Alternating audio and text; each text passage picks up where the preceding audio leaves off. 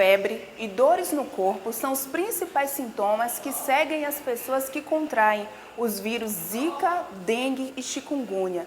Nesse TRE Bahia Gestão de Pessoas, nós trazemos uma entrevista exclusiva com a infectologista Nancy Silva, que irá esclarecer algumas dúvidas e falar também como nós podemos prevenir esses tipos de doenças. Está começando agora mais um programa da Justiça Eleitoral Baiana.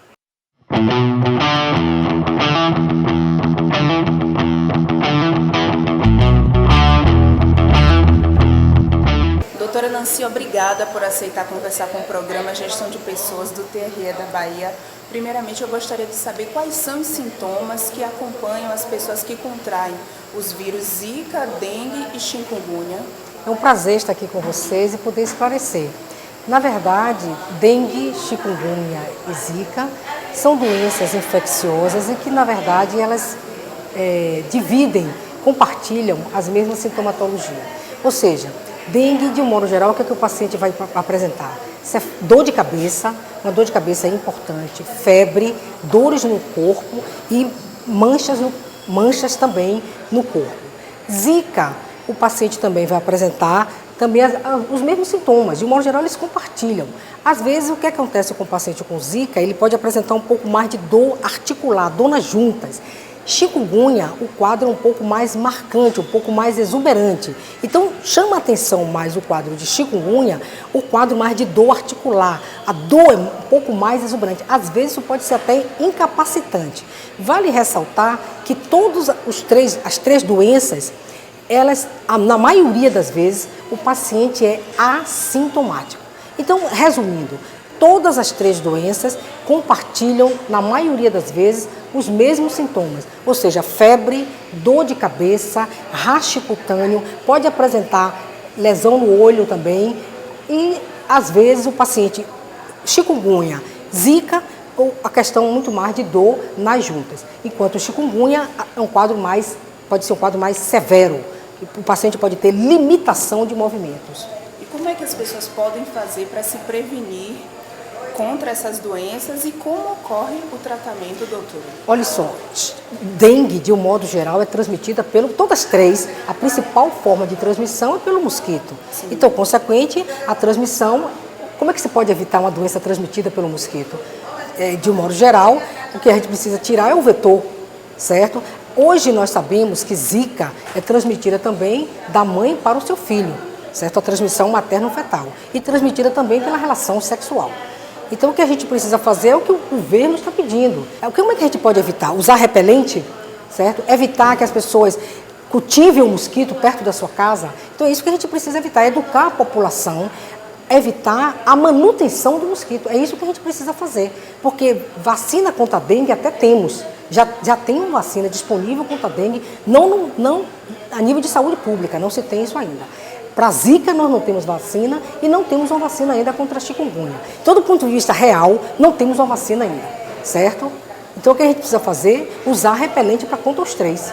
Quem teve um desses vírus alguma vez poderá ter novamente? Dengue, na verdade, você pode ter 4 vezes, porque nós temos 4 vírus da dengue. Teoricamente, quem teve dengue 1, quando tiver a segunda vez, pode ter um quadro um pouco mais grave. Certo? Então, a forma de prevenção de todos esses vírus, de um modo geral, que são transmitidos por vetor, o vetor é o mosquito, é você diminuir o vetor, entendeu? Essa é a forma que é o que o governo está pedindo às pessoas. Evitem a manutenção do foco. Como é que você evita a manutenção do foco? Evitando a manutenção do mosquito. É assim que a gente precisa fazer. Nós estamos escutando as pessoas falarem muito também na síndrome de Guillain-Barré. Ela tem alguma relação com esses 3 tipos de doenças? Olha só, a síndrome de Guillain-Barré é uma doença antiga, é uma doença de caráter imunológico. De um modo geral, qualquer doença viral pode desencadear a síndrome de Guillain-Barré. Não só a doença viral, vacinas, medicamentos podem desencadear a síndrome de Guillain-Barré. Não só Zika, chikungunya, dengue, mas vacinas. Então, qualquer doença viral pode desencadear a síndrome de Guillain-Barré. Não é um fenômeno novo, é uma doença antiga, que a gente já sabe disso. Citomegalovírus, o vírus da AIDS, qualquer doença viral pode desencadear. É um fenômeno absolutamente imunológico. E quais são as características do paciente que contrai essa síndrome? A síndrome de Guillain-Barré, o paciente, de um modo geral, ele vai ter o quê? Um quadro de fraqueza. O paciente apresenta fraqueza muscular, dificuldade para andar, certo? Existem várias variações. O paciente deve ir ao médico. De um modo geral, após um processo viral, o paciente desencadeia essa síndrome, que é a dificuldade, fraqueza para andar, certo? E tem alteração, algumas vezes, urinárias, alterações fecais, pode apresentar paralisia facial, certo? O paciente deve ir ao médico. É uma síndrome neurológica. Deve ir ao médico para o médico fazer o diagnóstico, certo? Os servidores do TRE atuam, né, em uma área, ou seja, nos cartórios eleitorais e na central de atendimento ao público, onde há uma grande circulação de pessoas. Como se prevenir contra esses vírus em um local onde há uma grande circulação de pessoas? Esses vírus não são transmissíveis de pessoa a pessoa. Então, consequentemente, as pessoas do TRE não estão em maior risco do que a comunidade de um modo geral. Então, você fica preocupado, por exemplo, no TRE com influenza, que é uma doença de transmissão de pessoa a pessoa, certo? Então, as pessoas devem ser vacinadas contra o vírus influenza, certo? Mas doença como Zika, como chikungunya, o pessoal do TRE não está em maior risco do que a população de um modo geral, porque não é transmissão de pessoa a pessoa, é a doença transmitida por um vetor. Então, é um local que tem mosquito. O mosquito está no país como um todo, certo? Então, eles não estão em maior risco do que a comunidade de um modo geral. Porque as pessoas do TRE precisam fazer um mutirão, ir para a rua e ajudar a comunidade, educar a comunidade de um modo geral, como evitar os focos de mosquito da dengue. É isso que a gente precisa fazer, educar a comunidade de um modo geral. Doutora Nancy, obrigada por dispor do seu tempo, vir aqui conversar com a gente.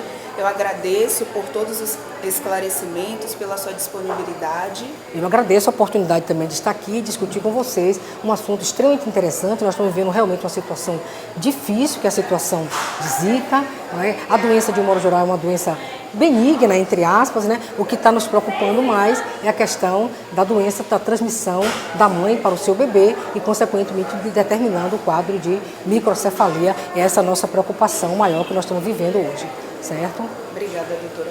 E atendendo gentilmente a pedidos dos servidores do TRE da Bahia, a doutora Nancy irá esclarecer outras dúvidas em uma nova série que nós estamos preparando e você pode conferir no nosso canal no YouTube. Eu fico por aqui em mais um TRE Bahia Gestão de Pessoas. Agradeço a sua companhia e te espero no nosso próximo programa. Até mais.